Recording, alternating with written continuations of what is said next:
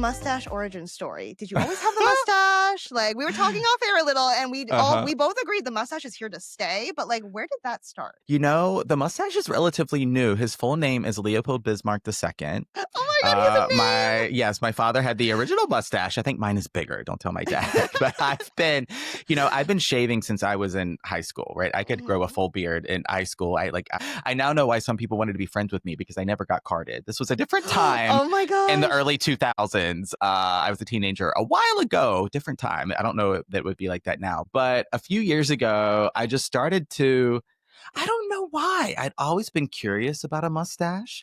Curious? Yeah, I tried it a few times, but it's like, see, the thing with the mustache is, and this is true for everybody, it's going to grow a mustache. It is going to look awkward for a few weeks, maybe a few months. No, you're going to get questions. People are going to look at you funny. Your parents are going to be like, someone in your family is going to be like, really? Like, you're doing that with your face?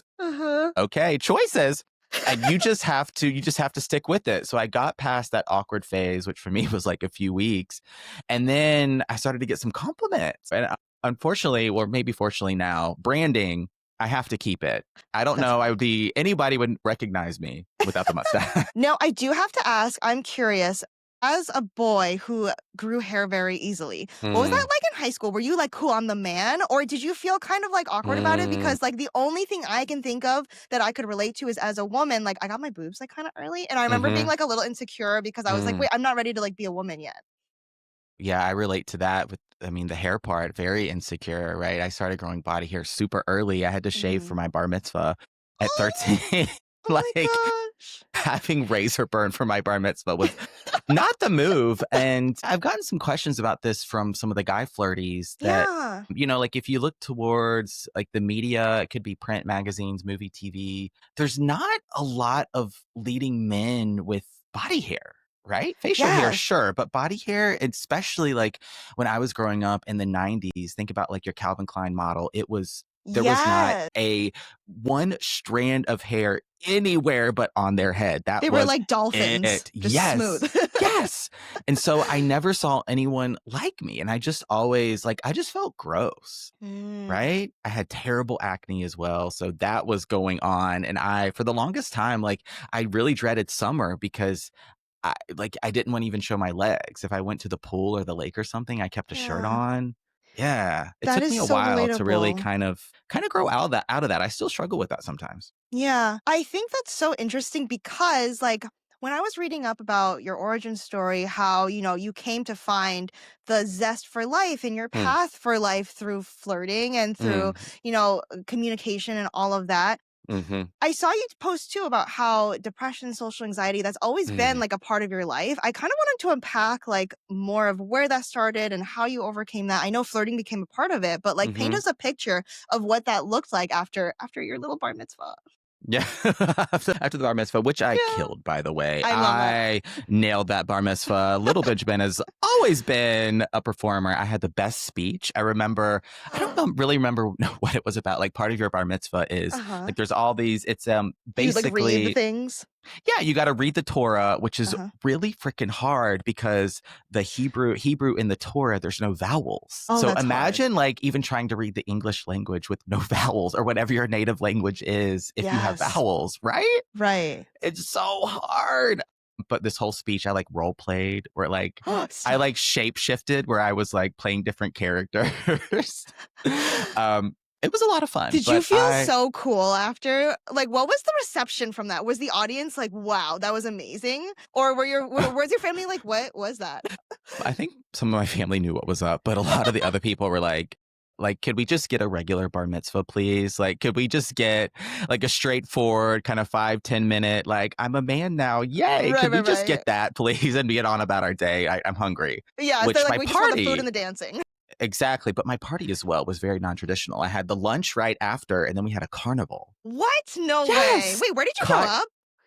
From North Carolina. I grew up in Greensboro. Okay, so that's the hint of a twang that I hear. A hint of an accent. It comes out from time to time.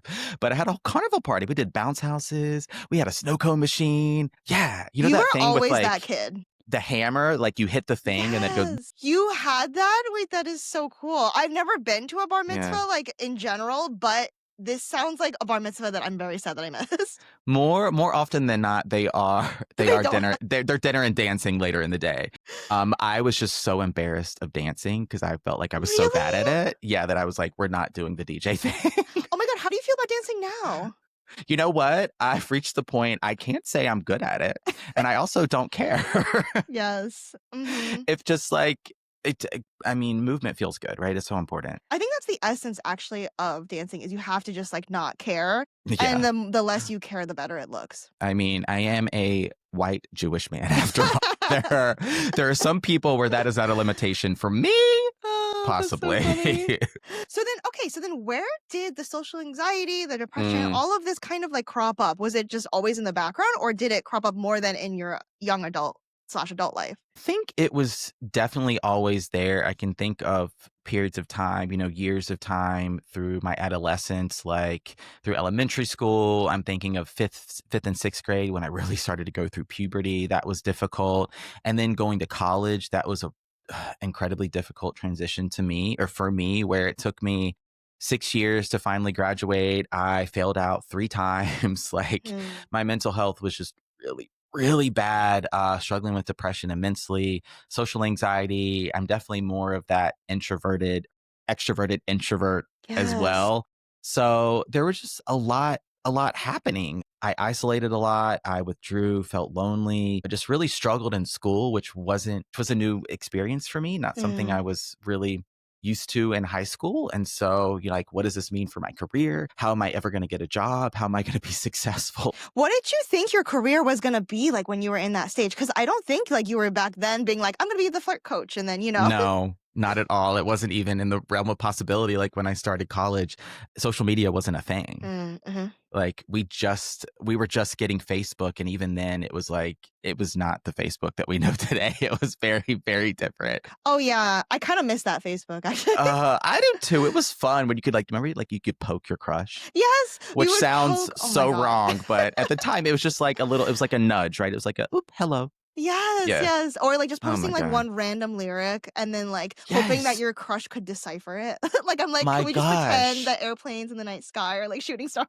Yes, Connie. I saw this interesting post the other day where it's like it was talking about how we don't post like that anymore. Remember, like Yes, I know the post you're talking about. you It's like used to we don't just casually post, post. no, like what you had for breakfast. Here's the Mhm. sunset today, right? Here's my cup of coffee in the morning or whatever.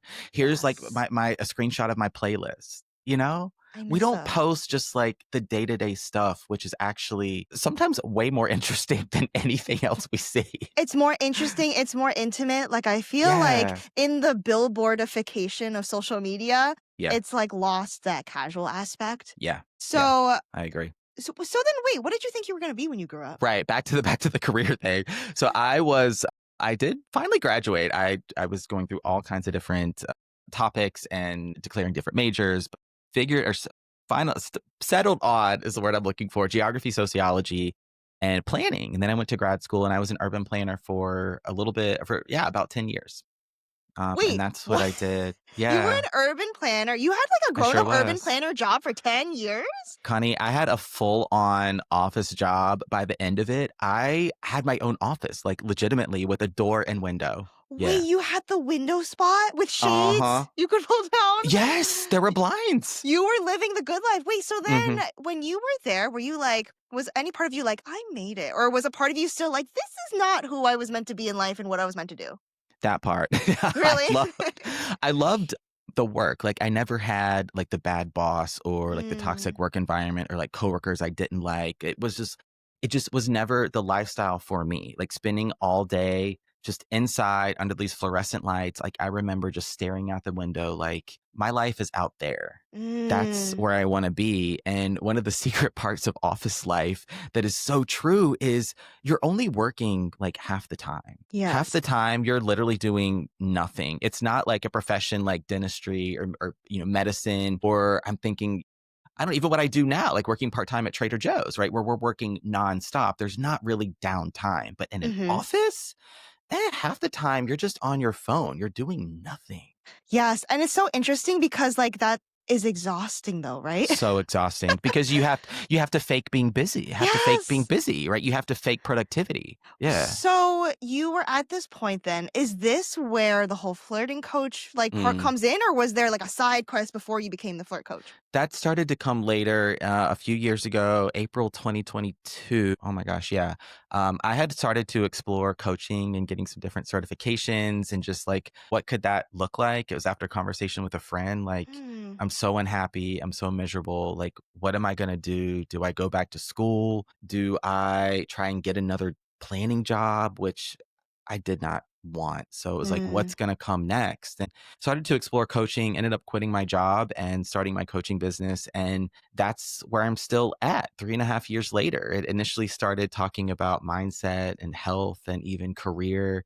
And a video I made on TikTok talking about flirting, that was the first one that, like, it's a video I don't think anyone will remember. It's not like it went viral or did numbers, but it's a video I'll always remember because it was the first one. And maybe you've had this experience as a creator too, where you got some of those comments and people were like, this is so yes. me, right? Like, I feel seen kind of thing. Like, oh my God, I do this too. Like, for the first time, I felt like I was connecting with people through my content. And that Wow. was the video that changed everything. Yeah, for me. That is so cool, and I can resonate with how you feel. I've had experiences before where, like, it's kind of like when you're creating content, you're kinda just, like, seeing what sticks, and Yeah, sometimes you yeah, will have some stuff that sticks, but then you might yeah, not resonate with it, and maybe yeah. it was that this was the first time you had put something out and they resonated, and then you resonated, and it was, like, such a magical connection in that Yeah, sense. absolutely. It was exactly like that. It went both ways, and I remember I reached out to 2 friends, and Oh. I was like, "What do you like, could I like flirting? What do you think about this? Could this could be my new direction?" And one friend was like, "Do what makes you happy." The other friend was just like, "Be careful." And I was like, all right, not really the votes of confidence I was looking for, but I sat down with my notebook and I filled up 3 pages of ideas for the first time ever. Like, they just came to me and I was like, all right, this is what I have to do. Wow, that is Yeah. so cool, and that is such a, testament to what happens when you're, like, in your zone of genius or just, like, when you're on the right track with that Mm, momentum. I don't know if you believe in this stuff, but I really do believe, like, when you're on the right path, like, the universe will just, like it's like a I can't describe it, it's a force that just pulls you along. It's like, yeah. instead of pushing a ball uphill, which most of days feels like when you're, like, not Yes. in alignment, it's Yeah. rolling a ball down the hill. Yeah. Yeah, definitely. And like the word that comes to mind too is like you start to see these synchronicities Mm, where there's just like what seem like these small miracles or like little things just start to shift in to place. Some things it's still going to be difficult. Like there are some days where I'm like, oh my God, I don't have a video idea in me. Like mhm, you feel like sometimes you're still pushing that ball up the hill, but I'm like, my feet are steady, you know? Like, if mm. that ball comes back at me, I'm catching it every time. Yeah. Wow, it's like that there seems to be a level of, like, self-assuredness that comes with it. Is that what you're Yeah, saying? absolutely. Like, yeah, it's hard because it's also kind of nonstop. Mm, Right? There's it's hard to always turn another off. video, right? There's Yes. always something you could do, always a DM, always a comment, always a podcast episode, always an email. There's always something you could do. And then it's about this balance that I really struggle with of being creative, where I feel like doing this is my creative outlet. I consider this my art, but then also I got to make money from it, Mhm. you know? And the 2 things Yes. don't always go together, and so that's why I work, yeah, I also teach yoga, I do my little grocery Oh job, my and so gosh! that helps take the pressure off of, like, this Uh-huh. having to be my primary source of income until one day I hope it is. Yes, I'm so proud of you for, like, acknowledging that and balancing that too, because Ugh, I think a so lot of hard. people it's very hard. People put so much pressure to be like, "This has to be Mm, my only thing," and then also, I have so much respect for, like, small business owners or people that work for themselves where you have to almost, like, price yourself and know your worth, yeah. and that must be Yes. so hard to be like, "I'm worth this much." It's incredibly challenging. The money blocks are real, Yes, right? yes. I had no idea going down this route of coaching would be the ultimate just process of self-discovery for myself. Then They that's what didn't I always say is they didn't like tell me that. They did left out that part. Yes. Yeah, they forgot to mention that you're gonna have to face all of your demons, Yes. unpack all of your childhood trauma, how Yeah, you they didn't feel say about that. yourself and money. They Mm-mm, just said mm-mm. post consistently. Yeah, they said make some videos, have a top of the line funnel, have an offer, know who you're talking to, have a Yes. niche, send Yes. some emails, and you'll be golden. Yes, that's the life we were sold. There's way more Um to it. I'm so curious from your perspective. So now you've been coaching people. Well, first off, what's like a misconception that so many people have about flirting? Because I imagine when you first start to work with clients and meet people, Yes. there is a lot of misconceptions you have to unpack. Absolutely. I feel like more often than not, we start with mindset because I can give people right the line to say, the opener, the pickup, right, the text, the DM, the Hmm. thing to say after a first date, or wherever you're at in the dating process. But ultimately, I can't do it for you, right? You Mm-hmm. got to be the one to make the move, to flirt the flirt, to say the thing. And so I feel like mindset is where we start, and just relating it to my own experience just with mental health and really prone to social anxiety. Like even still, if I go to a party, I wouldn't describe myself as the life of the party. Mm. I'm more, even if I go alone, which I'm okay doing at this point, like I'm making some observations. I'm developing like those one-on-one connections, right? Going up to maybe one person at a time, introducing myself, saying hello, asking a question. So it's about working with mindset. And a couple of the misconceptions are sometimes we go into the flirt with a specific outcome. We already have that expectation of what we want, of how we want a flirt to result, like what we want Mm-hmm. from it. But you're flirting with another person who has their own free will, their own agency, who may be in a relationship or not dating at all, maybe not interested in a romantic flirt. If this is someone you're just at a coffee, like seeing at a coffee shop or bookstore out in public somewhere. And so releasing yourself of that attachment to expectation, because with that, it then opens up the flirt to be a lot more expansive, where it's not this, the flirt is now not a success or failure, right? It's not right or wrong, good or Yes. bad. It's just about the connection. And so that's definitely one of the misconceptions. And I feel like one of the other big ones is that flirting always has this inherently romantic quality. That Mm. flirting is only about expressing attraction for people that you are or you perceive that you're attracted to. But with that, like you're out in public or something, you're just at the gym, whatever, what is initially making you feel attracted to somebody is probably the way they look Mm. more often than not. And so, why would you only flirt in that way with only people you think are attractive? I think you're severely limiting yourself and the flirt. Make it about connection. I describe the flirt as it's the practice of connection in the present moment without expectation, right? It's about that authentic expression of interest. Think about it as expressing interest without it having to end or lead to a certain result. Or you can only flirt with certain people, right? You can only flirt to express attraction, only flirt to express romantic interest. I think that's like we're boxing ourselves into what the flirt can ultimately be. You brought up such an incredible point with all of this because as you're speaking about like how people have certain expectations about what they're going to get out of a conversation, Mm. I I can't help but think about this actually really relates to my audience Hmm. of young healthcare professionals. I think a lot of times this is where we get ourselves into pickles as young healthcare providers because we'll often walk into a room and be like, okay, Miss Jones, I need to convince her to take this diabetes medication, or I need to go in Hmm. and convince her to get this filling done, even though she like doesn't know she even has a cavity yet, right? Hmm. And then the problem is we walk in for someone who's like not expecting this or not really wanting to engage in this type of conversation. And instead of being open minded about like, okay, what's the connection here? Who Yeah. are they? How can we build this relationship? It's like, hey, Yeah. Miss Jones, you need a crown. Yeah. And we not only more likely than not will not get the crown, like they're not gonna book with us, but we miss out on so much potential of building like a lifelong, maybe even like relationship with these patients. Yes. And I think that's where a lot of to kind of put it in the healthcare perspective, a lot of young providers might think like, "Oh, my job is so unfulfilling. I'm just trying to sell this." And it's like, maybe it could be if the focus was not on the selling part, but instead on the connection and building all of that. Mm. Yeah, yeah. I mean, definitely relating it to your audience of healthcare providers. Hello, everybody. Thank you for what you do. I need to, Oh, I need to go see the dentist. By the way, Connie. Actually, come it see hasn't me. been. It hasn't been that long, which, maybe this is a hot take, but I love Uh-huh. the dentist. Wait, I'm so happy because Yeah. I never know. I never wanna assume anyone, like, even goes to the dentist because I meet plenty of people who don't. Yeah. That makes me so happy to hear you're not one of the traumatized because there Oh, are many traumatized out look there, at this unfortunately. smile. Look at this smile. Right? It's I gotta keep beautiful. these right? I mean, good lord, I had braces for long enough. I don't want anything to Oh, happen to these yes, teeth. yes. No, these are your smile is your mustache accessory, so you gotta take good care of Truly. it.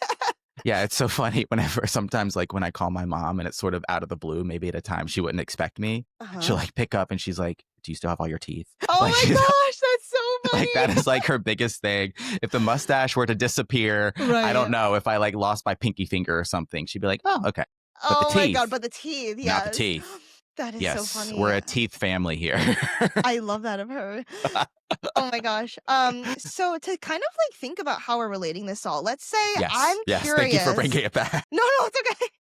This is my job as a host. I'm just like so curious. There are just so many parallels. The main reason, everyone, that I wanted to have Ben on, I can just see so many parallels between flirting, how you engage with the world. I'm Mhm. not saying flirt with your patients, but I do think that too. Well, I mean, I guess maybe flirt with like what I you were mean, just saying about the mindset thing kind of makes sense. Like think about it. It I doesn't think it have to will just be romantic. still yeah, I think it'll still apply, and this is where sometimes honestly, I feel like I might be letting flirties down and listeners down when I don't always talk about the flirt as like, "Oh, how to, like, go talk to that cutie or that person you think is hot," or how to get the number, or you're dating someone and you wanna get a little bit spicy in text or in your conversation, right? Maybe even the bedroom. Like, of course, the flirt can serve you in all those areas, but like, I think about my own personal experience, and was I flirting in that way with strangers just at the grocery store or at the doctor's office or dentist's office?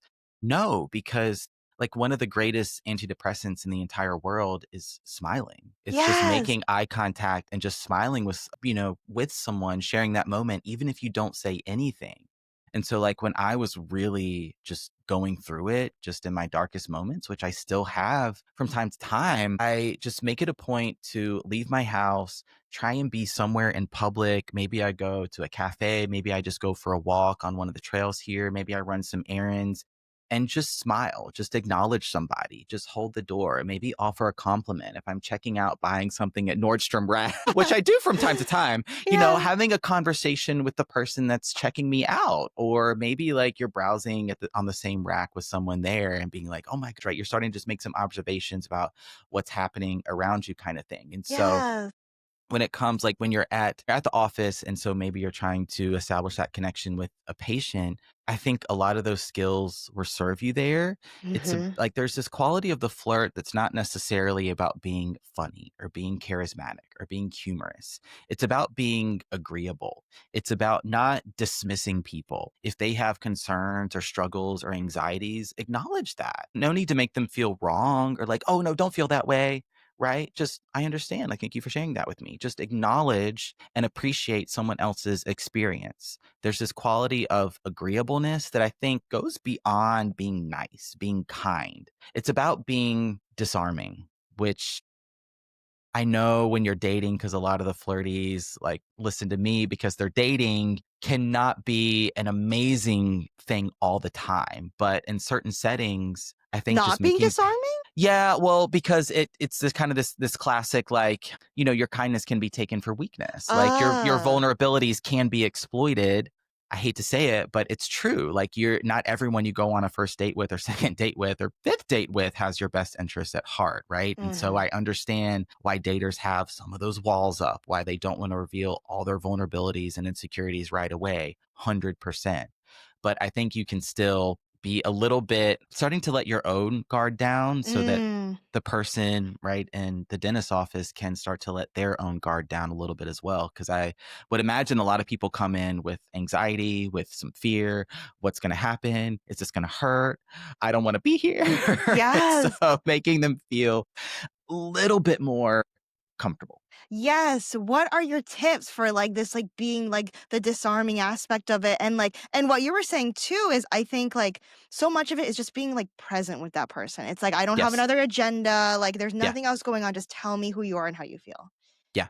And some of the tips you offer, I've seen from your videos, are so good. Like, one that's Oh. coming to mind now is like this classic question of, let's say, right, someone's sitting down at in the dentist chair, or you're like doing a, X-ray, whatever, like a consultation, and you're like, so tell me about, right, the most amazing trip you've ever taken. Oh, yes. Well, that's, assuming that someone's traveled, also Right. that's a big question where now all of a sudden you're scanning in your mind every single trip you've ever And taken. you're like, "What's safe for me to share with Oh this my random person that God. I just met? Like, are they gonna Yes. judge me if I say this?" Yes. So asking them something more specific. Hey, when's the last time you went out of town? What's the Mm, last trip you took? It's very specific. It's much more focused. And that is a lot easier for the brain to focus on just to get some conversation going. So I think a lot of the tips you offer are really helpful. And then another one that's coming to mind is just attention to detail. ooh, It's the okay. kind of thing, like, if someone's coming in with a jacket, "Hey, can I take your jacket? Let me hang it up," kinda thing. If they have, like, maybe their pockets are full or if they got a backpack, a purse or something, "Hey, would you like to put your things over here for safekeeping?" They'll be okay there for the rest of our appointment. Just, like, asking them some little questions like, "Hey, does your neck feel okay? Is the chair alright?" Kinda thing, Mm, like, "Is the light too bright?" Or something like that, just because these are things people are gonna think about, perhaps, but not all the time voiced to you. Like, if they're yes. uncomfortable, if they've got an anxiety about, like, "Oh, like, where am I gonna put my purse, or where am I gonna put my jacket?" And so just a little bit of that attention to detail and helping people settle in can go a long way. And that serves you well in the flirt too. Just remembering those little details, or noticing like the color of someone's shirt or earrings or something like that, and tying it to the color of their eyes or something like that. Just like the little things Oh, can really I make a really difference. love that. That is like, it's almost like, adjacent to a phrase that it keeps coming to mind, but it's like, "To be seen is to be loved." It's like Hmm. but, like, so a variant of that in our case, it's like, "Oh, I can anticipate your needs." Like, I can put Yes. myself in your shoes and know, like, the questions you're gonna have, so that way you don't have to Hmm. feel uncomfortable or silly asking where to put my Yes. purse. Yes. Yeah. Yeah. I think that's, yeah, it can just be really helpful. And then talking about that disarming quality that the flirt can have, now some of those maybe initial anxieties people are having, they're gone, right? Anticipating their Mm. needs a little bit more. What Yeah. about, like, I imagine that a lot of the conversations you have when you're on, like, a first date, you're trying to get to know someone, they're pretty similar to, like, just trying to get to know someone in the chair too. Like, Hmm. do you have any topics that you think are, like, really great to just, like, unpack to get to know someone better? Or, like, whether it's someone trying to get to know someone for, like, any type of relationship or just, like, in general? I feel like some neutral topics. I mean, you can go to, we probably want to avoid things like politics, That's a good religion, one, like yeah. especially like in this like doctor patient relationship. On a first date, you may want to go there right away if you're looking some alignment around values and all That's a good that good point. stuff. Of course, like you could go there on a first date, but in more of a clinical setting, I mean, I think talking about food Mm, is so good, right? And that's a like good one. favorite pizza or like something like that. Is it a pretty like neutral kind of like a conversation you've had before? Maybe, but it's still finding those things that people can enjoy talking about, what Mm, lights them up a little bit. You can even ask them something like, this can be a great one for a date, is instead of like, "Oh, how are you? How's your day going? Like, what's been bringing you joy lately? What's something that's been exciting you, right? What's something that you're looking forward to?" kind of thing. And so going back to one of the tips from your videos, like, it's specific enough without being too generic of like, "How are you?" Which is, yes. we all get asked that question and kind of fall into these formulaic like, "Oh, I'm good." "I'm good." Yes, because when you ask, like, "How's it going?" It's like they're not gonna Yeah. say, like, "Bad," so then they're only gonna say, "Good," and then they're gonna Yeah. not really be saying how they're feeling. Yeah. Now let's say someone's listening to this podcast episode and they're like, "You know what? I relate to how Ben was feeling, and I wanna get out in the world and just flirt with life." Mm. What are Mhm. some easy settings? I mean, maybe Trader Joe's, like, I Heck feel like that'd yeah. be You great. come on to Trader Joe's. You come on to my line. We'll have a good old time. Yeah, yeah, like, Uh-huh. where are easy spots that you find for someone to go out in public and just engage in the world and practice their flirting? I feel it can really be, I mean, it can be anywhere. Where It's are your not go-to places as, like, a person? my go-to places. I mean, it's one of the tips that I love is just picking something to do for you and Mm. then doing that thing with some consistency, because with consistency, that's gonna lead to familiarity. And where I'm going with this is sometimes like we see someone out and you're like, oh my God, they're so cute. Like you want to flirt with them because they're hot kind of thing, or like something about them caught your eye, but then it's like it can become a misconnection. Oh no, what if I don't see him again? Like, oh, that was my only chance. That was my only Mm. opportunity. And so I think sometimes we want to flirt to go from like 0 to 100, but that's not Yes. always the case. I mean, think about all those times when it could be like a crush you had in class, right? Or even at work, and you don't talk to them until the fourth class, until the second month of work, right? Like it can Yes. take some time just to sort of work up the courage, the nerve a little bit to say something. And that's okay. But so if you do something for you, like a class, a yoga class, a art class, a writing, like something like that, it could be something free. There's a lot of free options in different communities around the world. So picking something to do for you and just sticking to it, doing something consistently and just noticing like who's there, who do you Mhm. see? But like, where do I go for flirting? I mean, I kind of flirt with everybody. Like I'll go to the movies and I'll just flirt a little bit with like with the people taking the tickets, or like going to a party with friends. Going to like I love doing arcades. I love playing pinball and like skee ball and that kind of stuff. So yeah, I tend to pick places where there's a little bit of an activity already built in, Mhm. because I feel like that helps with my nerves and my anxiety a little bit. That makes sense.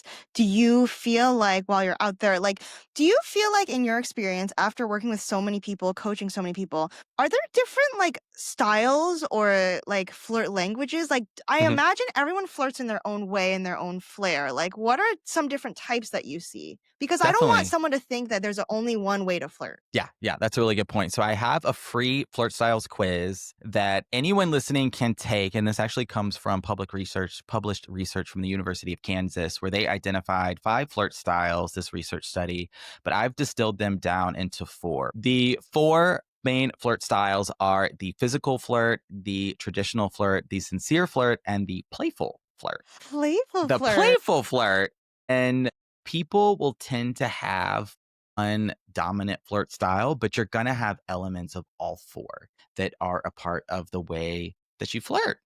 Wow. Wait, that is Mhm. really cool. Could you just give us like a quick surface level, like debrief of these four flirting languages Yeah. styles? So playful is my dominant one, and this is someone that is that's gonna tend to use like some humor, right? There's gonna be an expressiveness to their flirt, to their tone of voice, to their mannerisms. They might gravitate towards a little bit of that roast style of flirt, perhaps. Oh, Like if this is someone they know, that can work really well in relationships where you kind of roast each other got a it. little bit, right? That can be. It's got to go both ways. There's got to be an understanding there, but it can work really, really well. The sincere flirt is someone that asks a lot of questions. Hmm. They might offer more compliments. Think about the person where like you flirted with them and you just feel really understood for a moment. Like you feel pretty seen, you feel acknowledged. And so the sincere flirt just brings kind of this calm and stable quality to the flirt where it seems like they are really, really interested in getting to know you, which I hope would be present in all the flirt styles. But the sincere flirt like really goes there. The physical flirt is going to use maybe some physical touch in their flirting style. They might offer more compliments in their flirting style. This is the one that may go like, only flirt with the people they think are hot Eh, and kind of like going there. But the physical flirt is definitely a popular flirting style. And then the traditional flirt is a flirt that more or less kind of aligns around traditional gender norms and roles. So, right, the guy should make the approach, the guy should initiate the flirt, right? If you're cisgender and dating other mm. cisgender people, and the woman is like, hey, over here kind of thing. So there's definitely elements of the sincere flirt present in the traditional, but I feel like it kind of falls along these gender norms and roles that are a part of a lot of societies. This is so interesting. This is like a whole world of like, well, honestly, you know what it is? I love personality tests.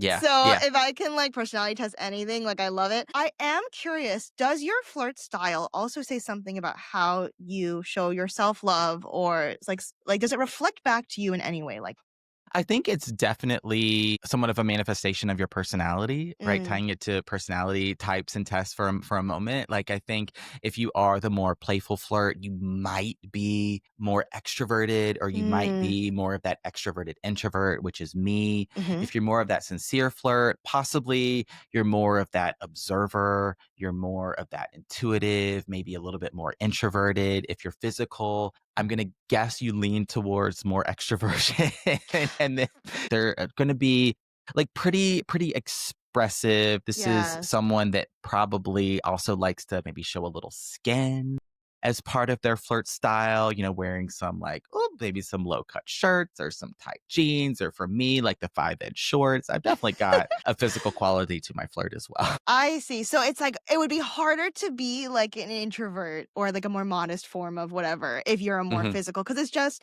that's the definition of what physical is. It's like Yeah. more out there.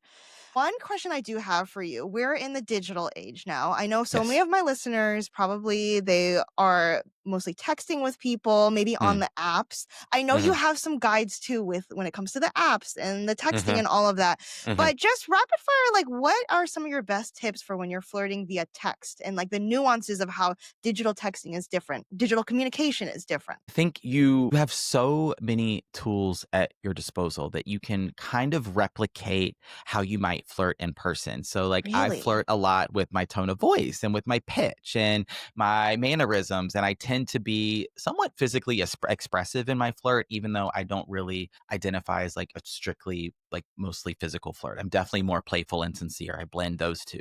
But when you're texting and when you're DMing and if you're on the apps, like, think about the different ways you can spell something. Think about how you can use Yes. and play with punctuation. You've got emojis, you got memes, you've got gifs. You can do voice notes. You can record short videos. You can do selfies, right? And you can play with that in all sorts of ways, like send a selfie in with the invisible ink if you've got the iPhone. Oh, And so yes. there's so many things you can do, but even just like a really simple classic that makes the rounds online sometimes, where you just add a couple extra question marks, right? So instead Oh, of that's a like, really good one. what are you up to today? Question Uh-huh. mark. What are you up to today? 2 or 3 question marks. It's just a little bit more playful and fun, right? Yes, or even like that brings to mind like spelling. Like instead of just like hi, it's like hi with like a couple Yes. eyes. Yes. Yeah, I do that definitely sometimes. I like do like hello, right? With like a bunch of Yes. O's or something like Yes. that. So I think flirting via text and just digitally can be, I mean, it can be really fun. You've got a lot of things you can do that are not just, right, texting letters and spelling everything Right. correctly. Yeah. Right. Oh my gosh, this is you know what? Part of my brain is like on a tangent right now, imagining like a dating coach from medieval times being like, right on that scroll, like give them an Right. extra, like, little Oh my dot god. of ink. Get your feather quill pen and Yeah. like It's making me laugh because I just think like throughout the ages as humans evolve, we always have new ways of communicating. But okay, I am curious, makes me interested. How did they how do did they that? Like flirt? carrier pigeon? Yes, right? Right? How did they send selfies back then? I don't even No, know. and then imagine like the Chiseled on a pigeon. rock? Something happens to your pigeon, and then like Oh it's just no. this whole miscommunication, but the pigeon's just dead. Like Oh no. And you never know you your never long lost know. lover was trying to flirt with you. Yeah, and they just ghosted you instead in your Wow. mind. Wow. What are That's your sad. best tips for when, let's say, someone's on the apps and they're trying to make the most Mm, of the apps? I know, of course, it's probably different depending on their intent of how they're using the apps, but do you have yes. any best practices for anyone on the apps? To get off them as quickly as possible. Really? Yeah, No yes. way. Why? Absolutely. There's this take I've seen somewhat recently, Uh and huh.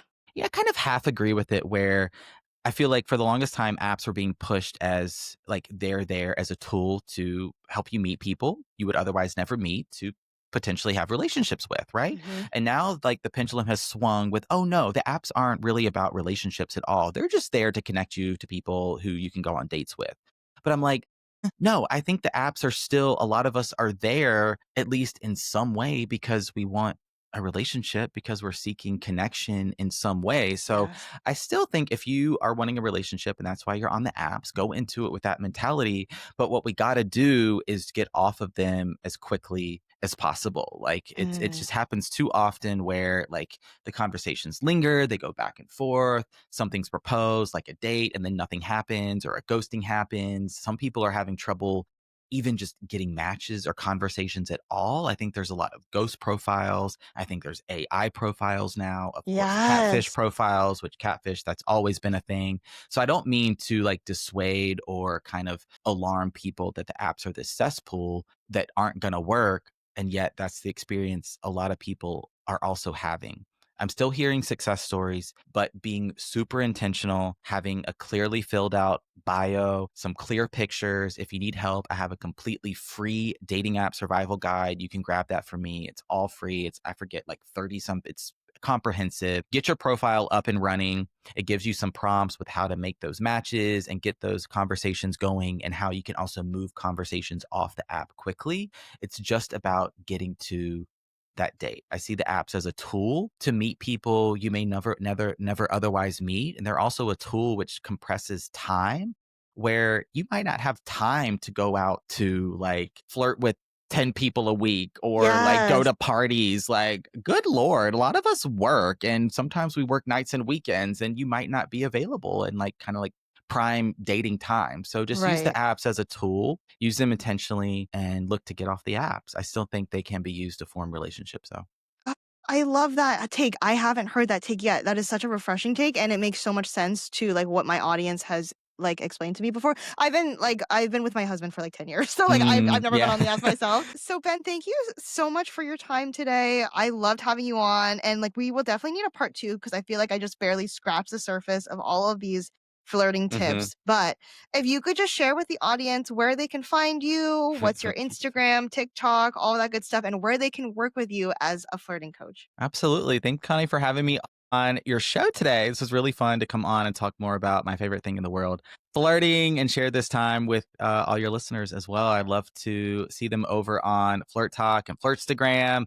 That's my TikTok and Instagram at Benjamin Camras. Camras is the last name. Also, my podcast, Flirtations, streaming wherever you find your podcast. Check me out over there. And I think we're going to have a collab with you in the near Yay! future. I'm so excited to have this or create this episode all around small talk, right? And Yes. like getting into the nitty gritty of what you can say in the flirt, on the date, right? How you can actually create those conversations. And so I think that's going to be an amazing compliment to this episode. And I'm excited to come back anytime. Yeah, just let me know. Yes, definitely. We will definitely do a part 2. Catch me on Ben's podcast, and, feel free to send me questions too to ask Ben after. So, thank you so much for everyone for listening. If you like what you heard, please leave a rating and a review on Apple Podcasts or Spotify, and I'll see you guys next time.